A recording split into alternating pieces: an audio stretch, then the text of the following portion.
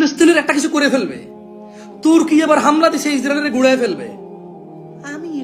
আমি দেখেন, ওয়াল্লাহি আল্লাহ সাক্ষী, 2014 সালের আগে আমি জীবনের নিউজও দেখতাম না।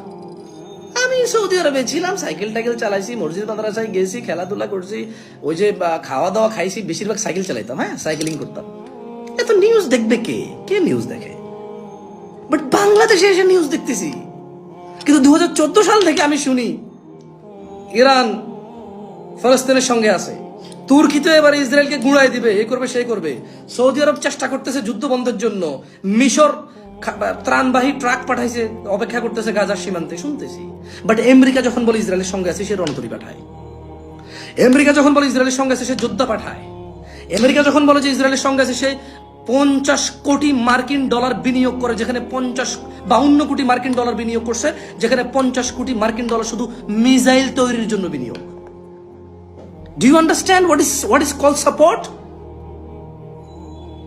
ইউএসএ যখন বলে বা ইউএস যখন বলে আমরা ইসরায়েলকে সাপোর্ট করি, তখন 52 কোটি মার্কিন ডলার সে বিনিয়োগ করে, যেখানে 50 কোটি মার্কিন ডলার দিয়ে মিসাইল বানায়।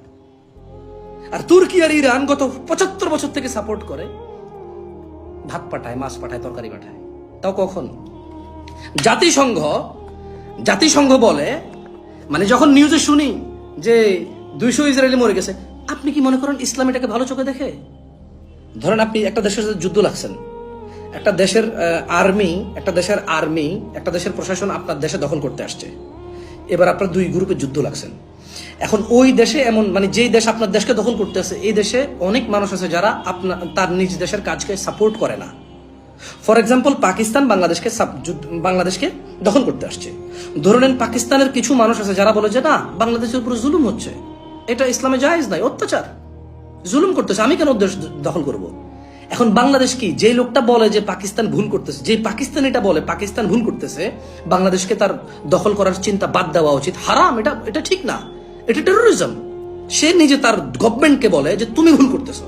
এবার বলেন, বাংলাদেশ যদি ওদের বিরুদ্ধে যুদ্ধ করে, ওই লোকটাকে কি মারা ইসলাম জায়েজ? যে লোকটা এই অন্যায়ের বিরোধিতা করে। তো ধরেন এবার ইসরায়েলি ইহুদি মরুক, অথবা খ্রিস্টান নাসারা মরুক, অথবা আপনি কি মনে করেন কাউকে মেরে ফেলা যায়? পার্সোনালি আপনি মনে করেন? একটা দেশে যখন একটা দেশের সাথে যুদ্ধ লাগে, ওই দেশের যত মানুষ ওদের যোদ্ধাদেরকে সাপোর্ট করে, ওরা সবাই সম ক্যাটাগরিতে বিচার হবে। কারণ সে এই দখলদারিত্বে তার ইন্ধন আছে, এই দখলদারিত্বে তার সাপোর্ট আছে, এই দখলদারিত্বকে সে হেল্প করে।